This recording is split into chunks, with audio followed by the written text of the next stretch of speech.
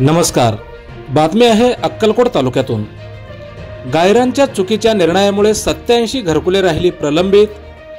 चपळगाव व बावकरवाडी भागातील बेघर कुटुंबियांना फटका. शासनाच्या चुकीच्या निर्णयामुळे भागातील 87 कुटुंब घरकुलाच्या प्रतीक्षेत. बातमी सविस्तर पाहूयात, पण त्या अगोदर जर आमचं चॅनल सबस्क्राइब केलं नसेल तर हॅलो सोलापूर न्यूज चॅनलला सबस्क्राइब करा, जेणेकरून महत्त्वपूर्ण बातम्या आपणास लवकरात लवकर पोहोचतील. आजपर्यंत सर्वच खेडेगावात रमाई घरकुल योजना आणि इंदिरा आवास योजनेच्या माध्यमातून लाखो बेघरांना स्वतःच्या हक्काचे घर देण्याबाबत सरकार यशस्वी ठरले आहे.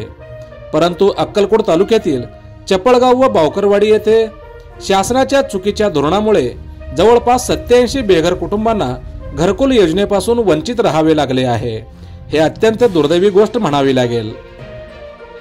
या संदर्भात विस्तारित अधिक माहिती अशी की चपळगाव येथील गायरान गट क्रमांक 241/3 या जमिनीवर तत्कालीन मुख्यमंत्री शरद पवार यांच्या हस्ते स्थानिक 81 लाभार्थ्यांना प्लॉटचे वाटप करण्यात आले होते.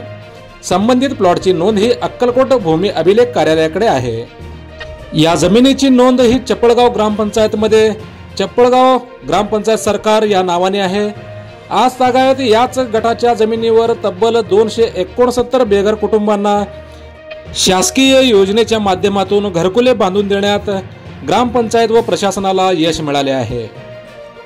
परंतु अलीकडच्या काळात शासनाने घरकुला संदर्भात घेतलेल्या जाचक निर्णयामुळे या 87 कुटुंबांना घरकुलाच्या योजनेपासून वंचित राहावे लागले आहे.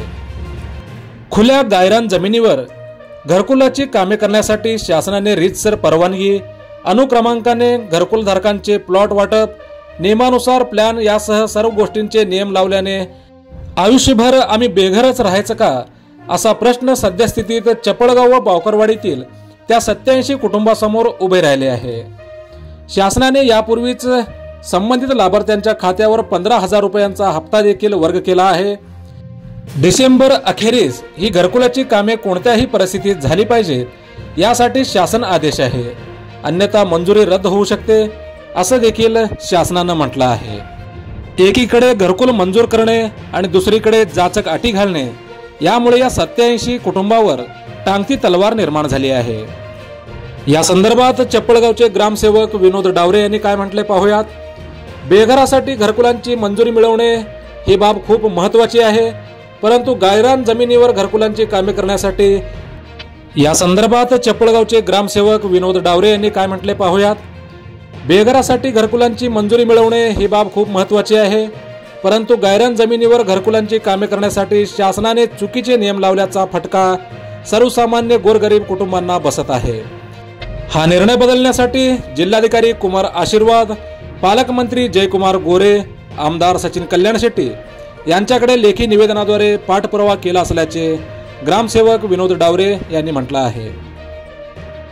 मोजक्या, निवडक आणि महत्त्वपूर्ण बातम्या पाहण्यासाठी सबस्क्राइब करा हॅलो सोलापूर न्यूज चॅनल. धन्यवाद.